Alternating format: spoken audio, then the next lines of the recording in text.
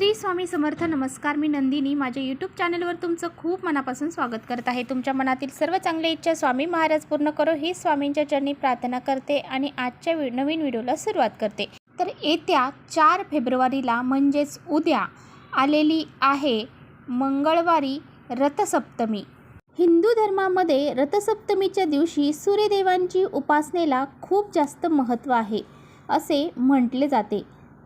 व्यक्तीच्या जीवनामध्ये सुख, समृद्धी आणि सुदृढ आरोग्य वरदान मिळते आणि जीवन सुखी राहते असं म्हटलं जातं. रथसप्तमी ही सूर्यदेवांच्या उपासनेसाठी समर्पित आहे. पंचांगानुसार यावर्षी रथसप्तमी मंगळवार दिनांक 4 फेब्रुवारी 2025 रोजी साजरी केली जाणार आहे. धार्मिक मान्यतेनुसार सूर्यदेवांचा जन्म माघ महिन्याच्या शुक्ल पक्षाच्या 7व्या दिवशी झाला होता. त्यामुळे रथसप्तमीच्या दिवशी सूर्यदेवाची पूजा करणं शुभ मानलं जातं. असं केल्याने आरोग्याचे वरदान मिळते आणि नोकरी व्यवसायामध्ये प्रगती होण्याची शक्यता असते. तसेच रथसप्तमीच्या दिवशी स्नान, ध्यान आणि सूर्यदेवांची पूजा करून जीवनातील अडथळे दूर करता येतात. अशी ही माघ महिन्यातील शुक्ल पक्षातील सप्तमी तिथी 4 फेब्रुवारी रोजी पहाटे 4:37 सुरू होईल आणि दुसऱ्या दिवशी 5 फेब्रुवारी रोजी पहाटे 2:30 संपेल. अशा उदय तिथीनुसार 4 फेब्रुवारीला ही जी रथसप्तमी आहे तर ती साजरी केली जाणार आहे. रथसप्तमी हा दिवस सूर्यदेवांच्या उपासनेसाठी खास आहे. त्यामुळे आपल्याला या दिवशी जे काही आपण पुण्य करतो, जे काही पूजा अर्चा करतो त्याचं अक्षय फळे मिळतात आणि सुख, समृद्धी आणि उत्तम आरोग्याचा आशीर्वाद मिळतात. त्याचबरोबर सूर्यदेवांची पूजा केल्याने सर्व सुख प्राप्त होतात. त्याचबरोबर शारीरिक आणि मानसिक त्रासापासून मुक्ती देखील मिळते. त्यामुळे या दिवशी आपल्याला काही प्रभावी उपाय देखील करायचे आहेत. तर आजच्या व्हिडिओमध्ये मी तुम्हाला अतिशय प्रभावशाली उपाय सांगणार आहे. आपल्याला सकाळी उठल्याबरोबर उंबरठ्यावरती ही एक वस्तू ठेवायची आहे.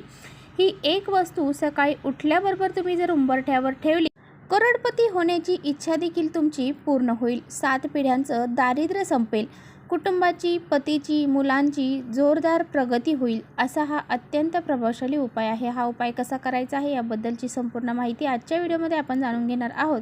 त्यामुळे तुम्ही पुढे व्हिडिओ स्किप न करता शेवटपर्यंत नक्की बघा, जेणेकरून तुमच्यापर्यंत योग्य ती माहिती पोहोचेल. आपल्या चॅनलवर जर नवीन असाल तर चॅनलला सबस्क्राईब करा आणि असेच नवनवीन माहितीपूर्ण व्हिडिओ पाहण्यासाठी बेल आयकॉनलाही प्रेस करा. म्हणजे मी जेव्हा कधी नवीन व्हिडिओ अपलोड करेन त्याचं नोटिफिकेशन सर्वात अगोदर तुम्हाला भेटेल आणि तुम्ही एकही व्हिडिओ मिस करणार नाही. त्याचबरोबर कमेंट्समध्ये ओम सूर्यदेवाय नमः किंवा ओम आदित्य देवाय नमः हे लिहायला विसरू नका. व्हिडिओ माहितीपूर्ण वाटला तर आपल्या मित्रपरिवारांसोबत नक्की शेअर करा. रथसप्तमीच्या दिवशी आपण काय करत असतो तर जे सूर्यदेवांच्या घोड्यांचं चित्र आहे, रथाचं चित्र आहे तर ते आपण रांगोळी स्वरूपात आपल्या दारात काढत असतो किंवा तुळशीपाशी काढत असतो आणि त्याची आपण पूजा करत असतो. दरवाजामध्ये तुम्ही दूध उत घालत असता आणि ते दूध जे आहे तर त्याचा नैवेद्य हा सूर्यदेवांना दाखवला जातो. आणि हे दूध ज्या वेळेस आपण बाहेर थोडेसे चुलीसारखं थोडंसं करून त्यावरती विस्तू वगैरे करून त्यावरती आपण हे जे काही दूध आहे एका छोट्याशा बोळक्यामध्ये उकळू शकता आणि ते उतू घातल्याच्या नंतर त्याच्यातून जे काही शिल्लक राहते तर त्याचा नैवेद्य दाखवल्यानंतर थोडंसं दूध हे आपण इतरांनासुद्धा पिण्यासाठी देत असतो. आणि हे दूध सर्वांनी ग्रहण केल्यामुळे आपले आरोग्य देखील चांगले राहते. तर आपल्याला हा उपाय का करायचा आहे? आपल्या जीवनामध्ये सतत पैशांच्या अडचणी येत आहेत. आलेला पैसा हा घरामध्ये टिकत नाही, कोणत्या ना कोणत्या मार्गाने घरातून बाहेर निघून जात आहे.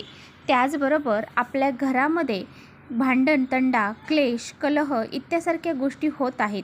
आपल्या घरामध्ये लक्ष्मी टिकत नाही. तसेच आपल्या घरावरती खूप मोठं कर्ज झालेलं आहे आणि ते फिटण्यासाठी आपल्याला भरपूर साऱ्या गोष्टींना सामोरे जावे लागते. परंतु ते कर्ज हे फिटले जात नाही किंवा तुमचं एखादं महत्त्वाचं काम आहे आणि ते पूर्ण करण्यासाठी तुम्ही जात आहात, परंतु ते काम तुमचं कोणतंही कष्ट मेहनत केले तरीसुद्धा पूर्ण होत नाही.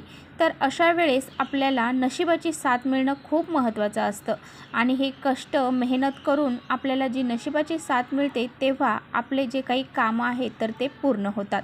तर आपल्या प्रयत्नांना यश मिळण्यासाठी, नशिबाची साथ मिळण्यासाठी आपल्याला अशा काही विशिष्ट तिथी असतात, तर या विशिष्ट तिथींवरती वेगवेगळे उपाय हे करायचे असतात. हे उपाय जर आपण केले तर आपल्याला या उपायाचं नक्कीच फळ हे प्राप्त होते. उद्या अतिशय महत्त्वाचा दिवस आहे रथसप्तमी. तर आपल्याला सकाळी लवकर उठायचं आहे, स्नान करायचं आहे. अंघोळ करताना अंघोळच्या पाण्यामध्ये थोडंसं लाल चंदन तुम्हाला टाकायचं आहे. थोडेसे काळे तीळ किंवा मग पांढरे तीळ तुम्हाला टाकायचे आहेत. त्याचबरोबर या दिवशी तुम्हाला त्याच्यामध्ये थोडंसं गंगाजल टाकायचं आहे, चंदन टाकायचं आहे. अंघोळ झाल्याच्या नंतर तुम्हाला सूर्यदेवांना अर्घ्य द्यायचा आहे.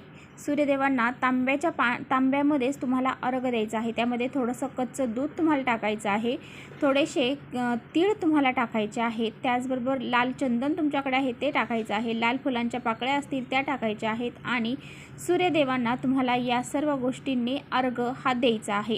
अर्घ्य देताना ओम आदित्य देवाय नमः, ओम सूर्यदेवाय नमः या मंत्राचा तुम्हाला जप करायचा आहे आणि अशा पद्धतीने अर्घ्य द्यायचा आहे.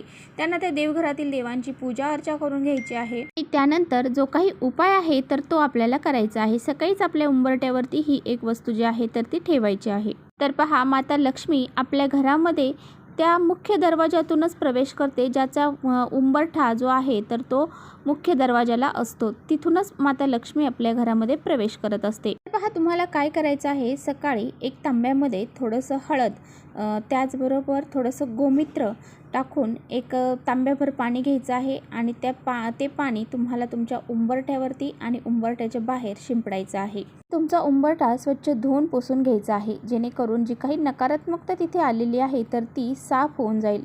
त्यानंतर तुम्हाला हळदीमध्ये थोडंसं चंदन पावडर, गोमित्र आणि थोडंसं गंगाजल आणि थोडं पाणी टाकून मिक्स करून ह्याचं लेपन तुमच्या उंबरठ्याला द्यायचं आहे. यानंतर तुम्हाला हा जो उपाय मी सांगणार आहे तर तो करायचा आहे. यानंतर तुम्हाला एक दिवा तयार करायचा आहे. त्यामध्ये तुम्हाला तूप घालायचं आहे आणि लांब कापसाची वात लावायची. यानंतर तुम्हाला काय करायचं आहे तर तुम्हाला चंदन घ्यायचं आहे. लाल चंदन तुमच्याकडे असेल तर अतिउत्तम, नसेल तर कुंकवामध्ये थोडंसं पाणी टाकून तुम्हाला त्याची पेस्ट करायची आहे आणि ज्या अष्टलक्ष्मी आहेत तर त्यांचं तुम्हाला नामस्मरण करायचं आहे आणि तुम्हाला तुमच्या उंबरठ्यावरती 8 जे काही टिंब आहेत तर ते त्या कुंकवाच्या सहाय्याने उंबरठ्याला द्यायचे आहेत. तर पहा, धनलक्ष्मी, गजलक्ष्मी, वैभवलक्ष्मी असं म्हणत तुम्हाला एक एक टिंब हा 8 लक्ष्मींचं नावं घेत द्यायचं आहे. त्यानंतर एक प्लेट घ्यायची आहे. प्लेटमध्ये हळद आणि कुंकवाच्या सहाय्याने स्वास्तिक काढून त्या प्लेटवरती तुम्हाला मूठभर तांदूळ ठेवायचे आहेत आणि त्या तांदळावरती हा जो दिवा आपण घेतलेला आहे तर तो त्या तांदळावरती ठेवायचा आहे आणि आपण जे अष्टलक्ष्मी काढलेल्या आहेत तर तिथे तुम्हाला हळद, कुंकू, अक्षदा, फुले अर्पण करायची आहेत. धूप अगरबत्ती तुम्हाला दाखवायची आहे. तुम्हाला तिथे एक लाल फूल अर्पण करायचं आहे. जर 8 लाल फूल भेटली तर 8 तुम्ही 8 लक्ष्मीला अर्पण करू शकता. जर नाही भेटली तर एकच लाल फूल तुम्हाला अर्पण करायचं आहे. यानंतर दोन्ही हात जोडून तुम्हाला उंबरठ्याची पूजा करायची आहे. उंबरठ्याला हळद, कुंकू, अक्षदा अर्पण करायचे आहेत, फूल अर्पण करायचं आहे आणि धूप अगरबत्ती तुम्हाला दाखवायची आहे. त्यानंतर हा दोन्ही हात जोडून माता अष्टलक्ष्मींना तुम्हाला प्रार्थना करायची आहे. माझ्या घरामध्ये सुख, शांती, समृद्धी, ऐश्वर्य निर्माण होऊ दे. माझ्या घराची, मुलांची, पतीची खूप सारी प्रगती होऊ दे असं तुम्हाला म्हणायचं आहे आणि नमस्कार करायचा आहे. तुमच्या हाताच्या उजव्या हाताला हा दिवा तुम्हाला लावायचा आहे.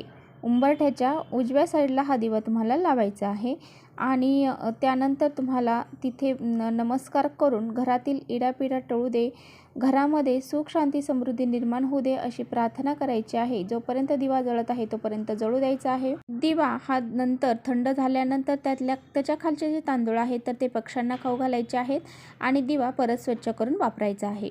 तर अशा पद्धतीने हा अत्यंत प्रभावशाली उपाय तुम्हाला उद्या करायचा आहे. तर चला, इथेच थांबवते. माझा व्हिडिओ आवडला असेल तर नक्की लाईक करा. चॅनलवर नवीन असाल तर चॅनलला सबस्क्राईब करा. परत भेटूया अशा छानशा व्हिडिओसोबत. तोपर्यंत श्री स्वामी समर्थ.